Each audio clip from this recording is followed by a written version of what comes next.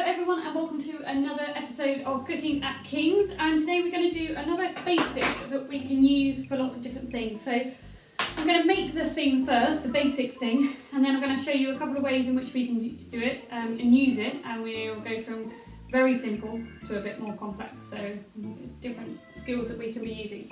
And basically what we're going to be making is we're going to be making a short crust pastry. So this pastry is used in things like tarts or cakes, not cakes, but things like that. But we're going to be using it for mince pies and cheese straws, and we might also have a go at custard tarts as well. So that's the kind of thing that we can use this for. The recipe for the pastry is quite simple, but it involves a few different techniques that we're going to use today.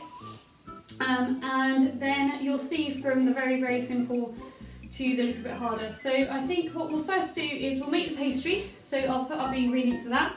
And then as I go into the different activities, the different things, I'll show you the different ways of the different recipes and the different things that you'll need for those as we go through. So we're going to start with the pastry. So pastry is very, very easy, this kind of pastry. Again, pastry can go from being quite simple, short crust pastry, to a little bit harder like a choux pastry or a flaky pastry, but this one's quite simple. And all we need for this one is we're going to be using some plain flour and then some butter. I'm using spread, but I would prefer butter, but this is fine. I just don't have any other things at the moment. And then we need a bit of salt, a little bit of salt for taste. So salt is a flavour enhancer. It doesn't mean it's always going to taste salty. Salt brings out the flavour of whatever we're creating. And water is the other thing that we need. We need a little bit of water. So I've got a cup of water here. This is not an ingredient, this is my cup of coffee. So we don't need that, that's just there for me. So we're going to start really simply. We're going to take our flour. So I've measured out the flour, and you've got the amount that you'll need, but I've measured it out just for my ease. So I'm starting out with the flour, and then I'm just going to put a little bit of salt into it. Like I said, this is just for taste. So we just add the salt so it enhances all the flavours that we're going to put with it as well. So that's just normal table salt. And then what we have is butter. Now, like I said, I would prefer to use butter. I just don't have any in at the moment. So sometimes we have to doing a recipe, and that is fine. So I've got my butter, and it's in, you can't really see it in here, but it's in little cubes as best we can. Again, it doesn't need to be perfect. It's just whatever you can do. And what we're going to do today is we're going to be doing some crumbing. It's called crumbing, and the reason it's called crumbing is quite simply because what we're trying to achieve is it's going to look eventually like breadcrumbs. That's what we're going to try and make. So it's going to look something a bit like breadcrumbs. So I get my butter and I just put it into my flour. And the movement I'm going to be doing is kind of like, it's called rubbing. That's what we're going to do. So we rub the flour with the salt in and the butter together with just this movement. And as we do that, like I said, what we should eventually get is lots of things that look like breadcrumbs.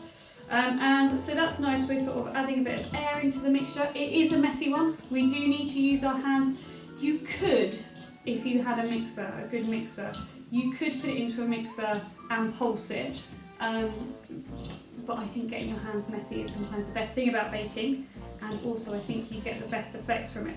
So move it around, try and make sure that you're getting all the flour covered in a bit of the flour, so that we have those breadcrumbs. We don't want any big clumps, and we don't want sort of any dry bits of flour. That's what we're trying to do. We're trying to move that grease around. So like I said, pastry is a really, really simple thing to make. Doesn't take too much effort, doesn't take too much ingredients, but we can use it for lots of things, and we can add it to lots of things so that we can make lots of different things as well. So what I'm going to do is I'm pretty much there. So you see I'm sort of moving it around with my fingers. That movement, keep going on. You can see now that I'm getting to the point where I've pretty much got breadcrumbs. So what I'm going to do is I'm going to come over to the camera and just show you so you can see the kind of consistency it should look like, if we can get it. There we go, perfect.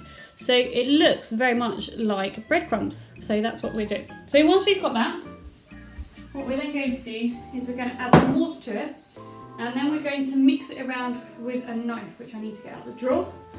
And again, the reason we use a knife for this is because we don't want it sort of sticking. We're not mixing it, as it were. We're combining it, I suppose, is the best way of putting it. So we're just going to put some, this is cold water, by the way. So So just a couple of cold water first of all. Now again,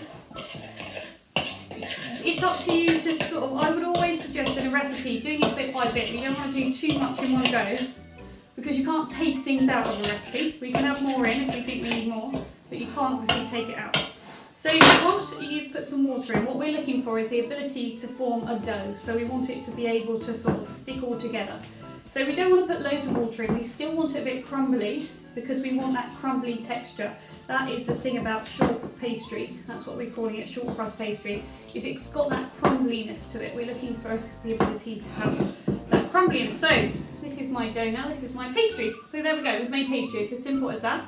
And now what we're going to do is we're going to look at creating different recipes using this pastry. So we don't want to make an excess, so I haven't given you loads to make, but hopefully with this we can make some different recipes, going from quite easy to a bit more difficult. So what we need to do now is we need to get some more ingredients, and I think we'll go with the most simplest one first of all. We'll go with a cheese straw. So these are things that I make a lot of at Christmas. So I love a cheese straw at Christmas. They're really simple, anyone can make them, and they're really, really tasty. And it looks quite complex.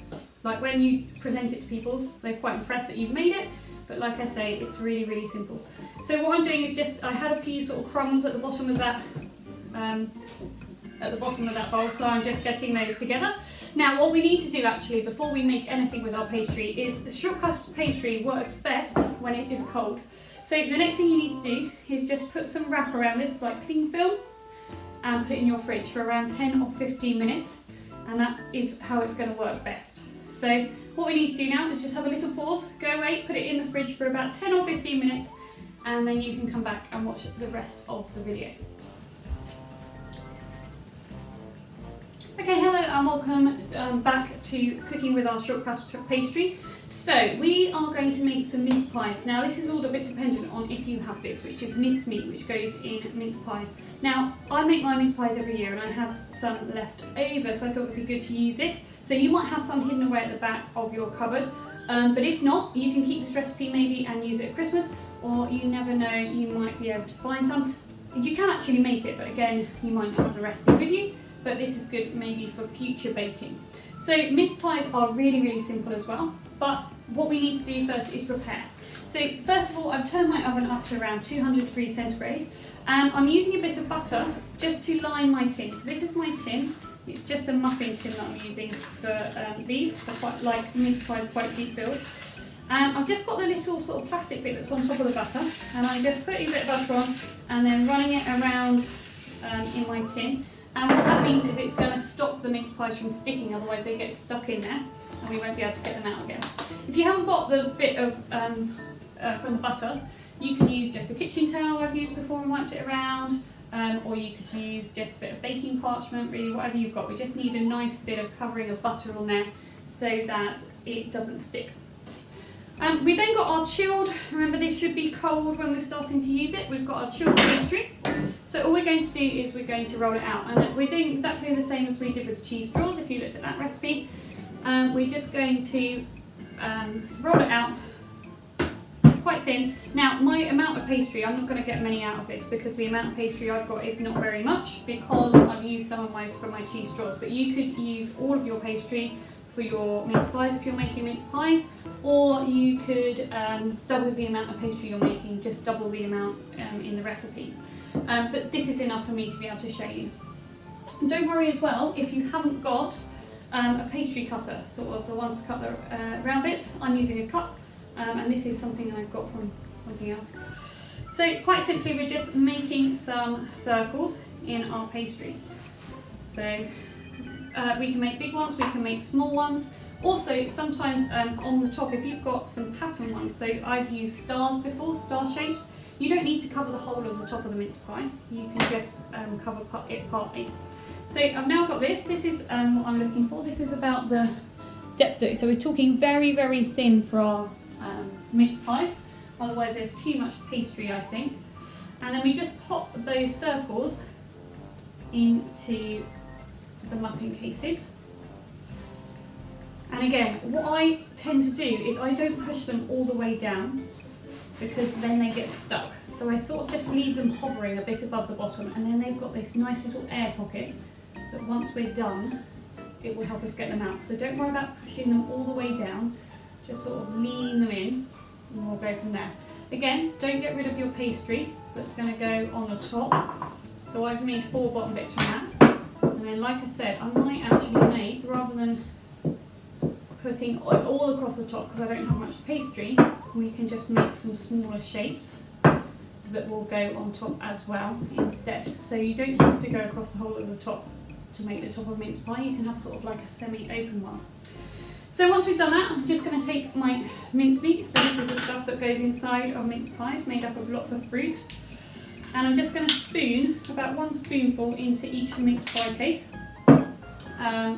And again, I don't want to overfill it. If I overfill it, it's going to overflow and it's going to make a big mess. So we just want 1 spoonful. You don't need to overfill it. You just want a nice amount of flavour in there. So just 1 spoonful in each.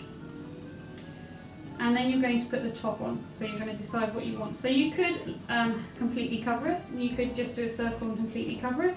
Or you could do a different shape. So what I'm going to do, I think, I'm going to cut out some squares.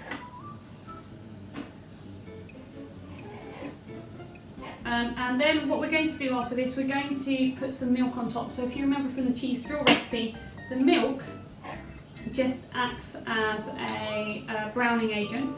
But because these are sweet, we're not just going to put milk on, we're also going to put on some sugar as well.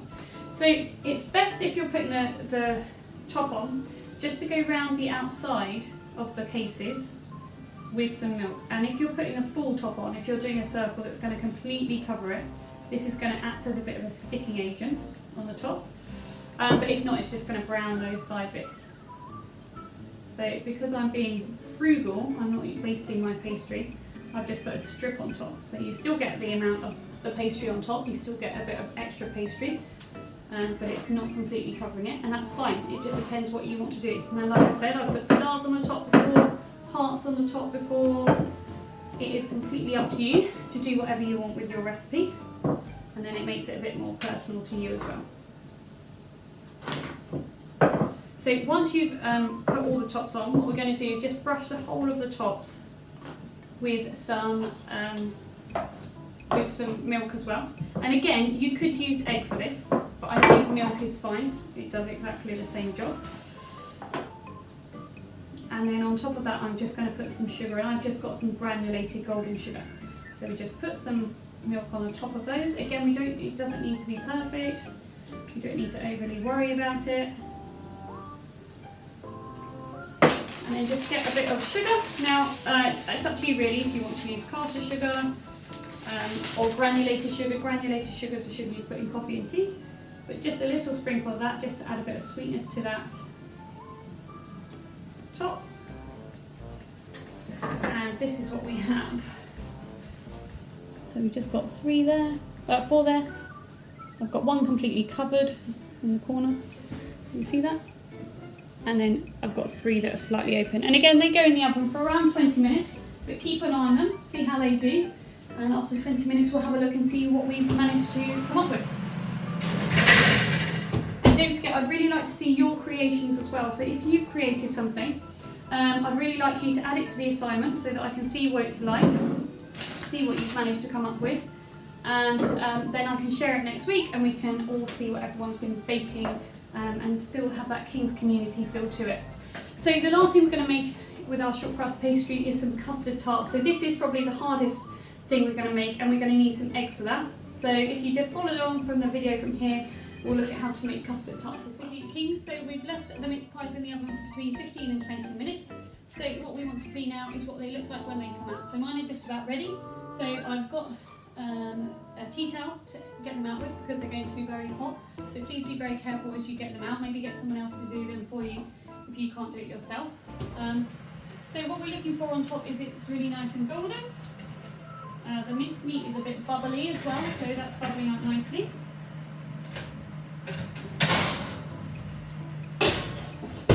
Okay, so we've got some nice goldenness on top, and that was where the milk went.